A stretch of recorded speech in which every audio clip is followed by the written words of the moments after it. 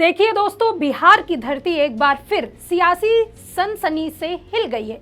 मोकामा के बहुचर्चित दुलारचंद यादव हत्याकांड ने न सिर्फ इंसाफ की मांग को जिंदा कर दिया है, बल्कि इससे देश के सबसे ताकतवर गृह मंत्री अमित शाह के बयान पर भी बड़ा सवाल खड़ा कर दिया है। जी हां, एक शख्स की बेरहमी से हत्या होती है, पोस्टमार्टम रिपोर्ट बताती है गोली नहीं कुचल कर मारा गया, और इस पूरे देश के गृह मंत्री कहते हैं ऐसी छुटपुट घटनाएं होती रहती हैं। वह साहब, अगर हत्या अब छुटपुट घटना है तो इंसाफ का मतलब क्या रह गया? कानून व्यवस्था का मखौल उड़ाना क्या अब नई नीति बन चुकी है?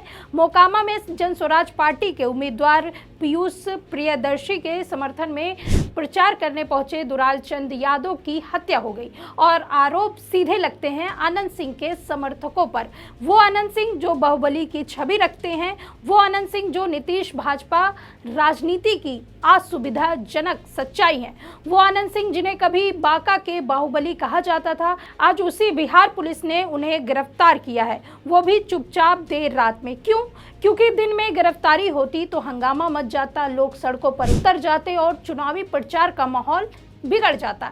यानी एक हत्या हुई, मौत की वजह कुचलना निकला, मगर पुलिस और सत्ता दोनों दिन भर चुप्पी की पॉलिसी पर काम करते रहे। अब सवाल बिहार के मुख्यमंत्री नीतीश कुमार से भी है।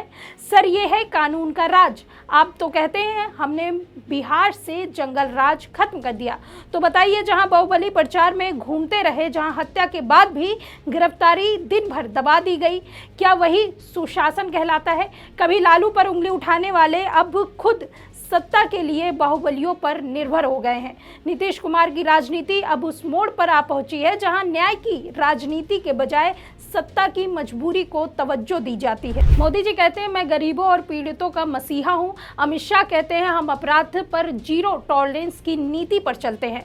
तो सवाल यह है, क्या दुलारचंद यादव का जीवन इतना सस्ता था कि उसे छुटपुट घटना कहकर टाल दिया जाए? किस मुंह से आप सबका विकास सबका साथ की बात करते हैं? जब आपके अपने गृह मंत्री हत्या को छुटपुट घटना बताए तो जनता समझे कि सत्ता के साए में हत्या भी अब सामान्य सी बात हो गई है।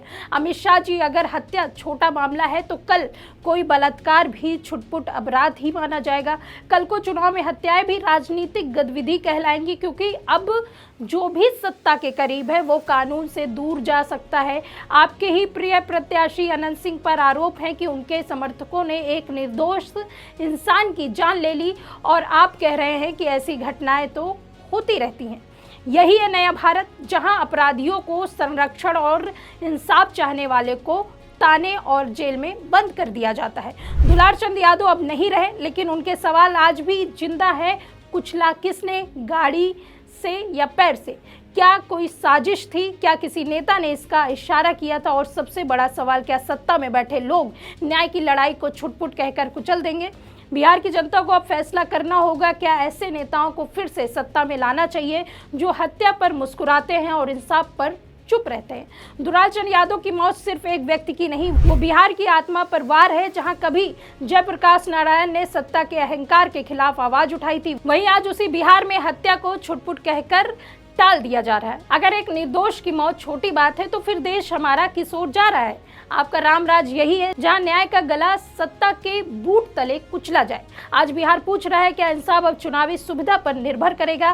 क्या सत्ता में बैठे लोगों के लिए हत्या भी सामान्य सी बात हो गई है? दुलारचंद यादव का परिवार आज भी रो रहा है, उनकी पसलियां टूटी, दिल फटा, फेफड़ा फटा, लेकिन आवाज अभी बाकी है, क्योंकि अब तक बिहार की मिट्टी में इंसाफ की चाह बाकी है। तब तक कोई छुटपुट बयान उस सच्चाई को दबा नहीं सकता।